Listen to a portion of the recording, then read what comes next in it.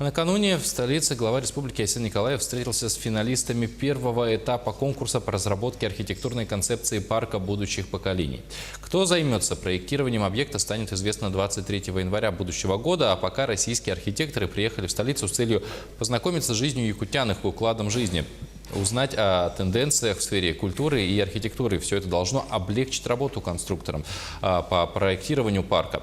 По итогам этой встречи глава республики ответил на вопросы журналистов. В частности, он выразил уверенность, что ведущие российские компании совместно с якутскими архитекторами смогут сделать тот проект, который, безусловно, станет украшением столицы Якутии. Хотелось бы, чтобы парк будущих поколений стал реально тем парком, где будущие поколения будут гулять, радоваться. И еще раз говорю, мы очень хотим, чтобы этот парк был круглогодичным.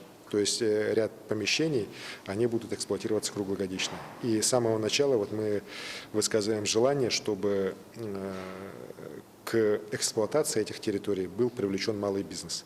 Это очень важно, это очень нужно, для того, чтобы люди могли там получать ряд тоже таких услуг.